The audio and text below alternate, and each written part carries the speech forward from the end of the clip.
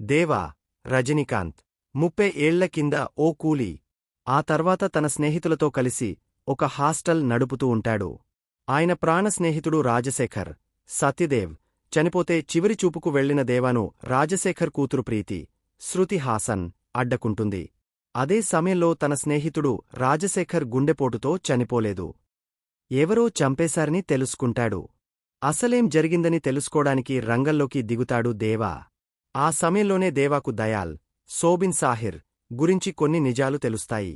మరోవైపు దేవా తన గ్రూపులోకి వచ్చాడని ఆ గ్యాంగ్ లీడర్ సైమన్, నాగార్జున కు తెలిసిపోతుంది. వీళ్లందరికీ లీడర్ అయిన దహా, అమీర్ ఖాన్ మెక్సికోలో ఉంటాడు. అసలు వీళ్లందరికీ కనెక్షన్ ఏంటి? గోల్డ్ బిజినెస్ పేరుతో వీళ్లందరూ ఏం చేస్తున్నారు అనేది అసలు కథ. కొన్ని సినిమాల నుంచి కొత్తదనం అసలు ఎక్స్పెక్ట్ చేయకూడదు. జస్ట్ ఉన్నది చూసి ఎంజాయ్ చేసి రావాలంతే.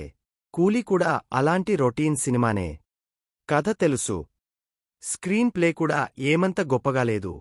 అలాగని కూలీ తీసిపారేసే సినిమా మాత్రం కాదు. సినిమాలో కొన్ని విజిలింగ్ మూమెంట్స్ ఉన్నాయి. ఖైదీ, విక్రమ్ స్థాయి గ్రిప్పింగ్ కథ, కథనాలు కూలీలో కనిపించవు.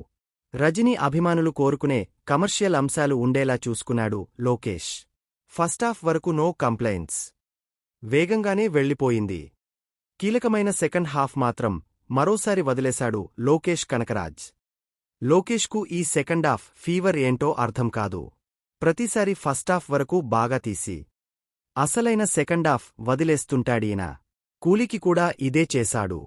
అసలే రొటీన్ కథకు సెకండాఫ్ మరీ రొటీన్ అయిపోయింది. మొదటి సీన్ అప్పుడే ఎండ్ సీన్ కూడా అర్థమైపోయేంత ఈజీ స్క్రీన్ ప్లే ఇది. కాకపోతే అక్కడక్కడ వచ్చే action scenes, Soubin Shahir character, Nagarjuna villainism ఇవన్నీ అభిమానులకు కిక్ ఇస్తాయి. సెకండాఫ్లో ఉపేంద్ర వచ్చినప్పుడు స్క్రీన్ ఊగిపోతుంది. అలాగే క్లైమాక్స్లో అమీర్ ఖాన్ ఎంట్రీ అంతగా కిక్ ఇవ్వలేదు. అది పూర్తిగా రోలెక్స్కు కాపీగా అనిపించింది. లోకేష్ కనకరాజ్ సినిమా అనగానే మాఫియా, డ్రగ్స్, అక్రమ వ్యాపారాలు అవన్నీ కామన్. ఇది కూడా అలాంటి కథనే. అందులోనే కాస్త ఎమోషన్ చూపించే ప్రయత్నం చేశాడు లోకేష్. అది అంతగా వర్కౌటైతే అవ్వలేదు. మరోవైపు నాగార్జున తన వరకు బాగానే చేసినా ఇలాంటి విలన్ క్యారెక్టర్స్ ఆయనకు అవసరమా అనిపించక మానదు. రజనీ దేవాగా రఫ్ఫాడించాడు. ఆయన స్టైల్ పీక్స్ అంతే. ఫ్లాష్ బ్యాక్ సీన్స్ కూడా భాషను గుర్తు చేసుకునేలా ఈ కూలీ క్యారెక్టర్ రాసుకున్నాడు లోకేష్. నాగార్జున తనవరకు ఒక 1000% ట్రై చేశాడు. కాని మనకే మన నాగ్ మంచోడు అనిపిస్తుంది. ఆయని హీరోగా చూసి చూసి బ్యాడ్ బాయ్గా చూడలేకపోయాం.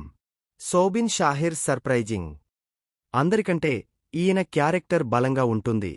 శృతి హాసన్, ఉపేంద్ర ఓకే. అమీర్ ఖాన్ అయితే పూర్తిగా రోలెక్స్కు కాపీ. సత్యరాజ్ ఉన్నంత వరకు బాగానే ఉంది. మిగిలిన వాళ్లంతా ఓకే. అనిరుద్ సంగీతం ఈ సినిమాకు ప్రాణం. మరోసారి తన బ్యాక్గ్రౌండ్ స్కోర్తో సినిమాను నిలబెట్టాడు. ఫిలోమిన్ రాజ్ ఎడిటింగ్ పర్లేదు. సెకండ్ హాఫ్ చాలా వరకు స్లో అయింది. సినిమాటోగ్రఫీ అదిరిపోయింది. సన్ పిక్చర్స్ నిర్మాణ విలువలు చాలా బాగున్నాయి. ఖర్చుకు వెనకాడలేదు.